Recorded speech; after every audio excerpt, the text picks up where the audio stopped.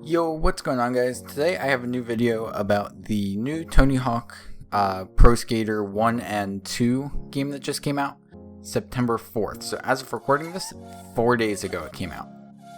So this is actually my second attempt at recording this video. The first attempt I tried to do live with a face cam, and because I'm in an apartment and I'm just trying to get used to all the new things here and all, the camera angle did not work out, and because of that I'm just re-recording this video. So it's gonna be all the same points that I hit, but it's just gonna be a lot better because I was also trying to do it live, and I almost never do live videos, so that was a whole nother thing. But now I'm getting on a tangent. So the new Tony Hawk, well, technically it's not a new game, it's a remaster of the Tony Hawk Pro Skater 1 and 2 games. And what they did is they put them together, put some really nice graphics compared to, you know, the old games on it. Especially because the old games, I think the first one was released in '99 and the second one was 2000. So they're 21 and 20 this year, you know, respectively. So they're effectively 2-decade-old games. You know, one very slightly older than the other, which is very old, and for their time they actually were relatively decent looking in terms of graphics, but you know, things like their hands were just all together in the old ones, whereas now it's actual character models that look good and even pretty realistic. Like on Tony Hawk, you can actually, if you get the right lighting, you can actually see like individual pores on his face, which is actually really cool. The other cool thing is uncapped frame rate and ultra wide support. So they are natively supporting 21:9 monitors, which is actually kind of insane. The gameplay actually feels really solid. I remember some of those old games almost felt over realistic in a way, like as if the gravity was turned up to like 1.5 times pretty much. But yeah, that could just be my memory being off because I was probably 6-7 years old playing these games at that point. I was playing them on like a PlayStation 2. I mean, my favorite one was American Wasteland, but you know, I've played quite a number of those games, you know, over the years. But they definitely did a really good job nailing the physics and the graphics and everything. It's not overly hard, but it's not overly easy either. It's that perfect sweet spot to me. The other thing that I really like is the nostalgia factor.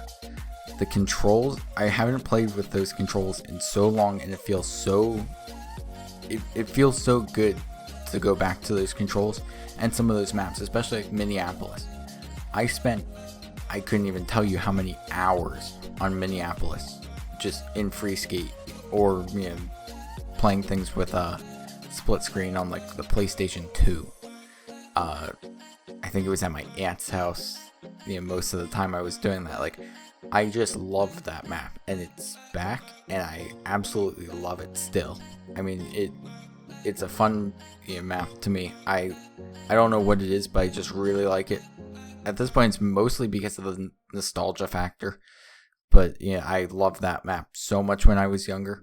I feel like they just nailed this game because not only did they keep everything pretty much from the original game, but they also included a really interesting way of customizing things where you actually pay for things with in-game currency that you earn, which I'm okay with. Even if they add microtransactions and they add, you know, more games for free, I'm okay with that. Assuming they're cosmetics and not, you know, like, you know, purchasing skill points or something stupid like that. Besides that, they did add an actual multiplayer mode, which was, I haven't played it yet, but it seems like a very interesting concept for these games because they actually added like an online multiplayer mode, which is, it sounds really interesting. I haven't played it because I've only played a couple hours max of it just to kind of get my first thoughts through everything. But the ability to create your own character is cool. They did bring that back, but they didn't necessarily make it the best they could have. Like, you can't adjust character's weight or anything, and there's only a couple predefined things that you can actually do. It's not all that insanely good, but it's not terrible either. They definitely could have restricted a lot more. So I don't know, I mean, it's okay.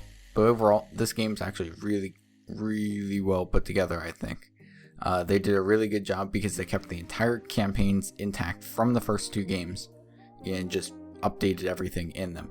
So they didn't change a single thing in the actual campaign modes, which I think is really cool, especially for the nostalgia factor. So I think overall the game is actually really good, really put together, very, very cool. Yeah, I actually really like it. And the fact that you can play it over 60 FPS on PC with no issues whatsoever is also really cool to me, because they've brought it up to speed with the fact that a lot of people are on 144 Hertz and above monitors at this point. So I think that was really cool too, especially after playing it even just for a couple hours. I would definitely recommend this to someone that loved the old Tony Hawk games. I think it's totally worth it. So yeah, I think that's pretty much all of my first thoughts. I would highly recommend that people at least look at it, especially because it's $40. It's not like it's the full retail price of anything, so you're pretty much getting $20 a game, which is not bad at all, especially in today's world. I think it's worth it. Thanks for watching. Please rate, comment, subscribe, and I'll see you guys in the next one.